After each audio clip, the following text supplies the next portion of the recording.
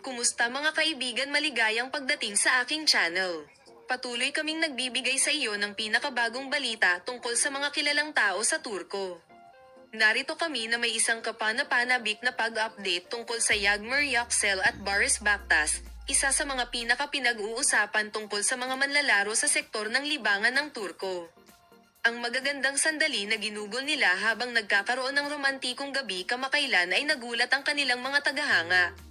Ang kwento ng pag-ibig ng Yagmur Yüksel at Boris Baktas ay isa sa mga sinundan at pinakahinahangaan na mga relasyon sa mga nagdaang panahon.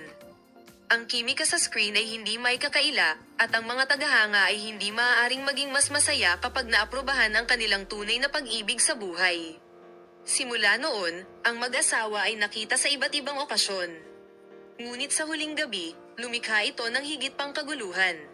Ayon sa impormasyon, sina Yagmur at Boris ay ipinakita sa isang kilalang restoran na sikat sa kanyang nakamamanghang view ng Bosphorus sa Istanbul.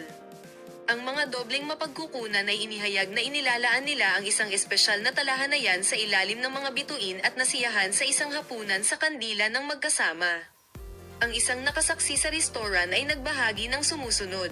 Labis silang tumingin sa pag-ibig na si Boris ay hindi mapigilan ng ngumiti sa Yagmur at nakipagtulungan sila sa gabi.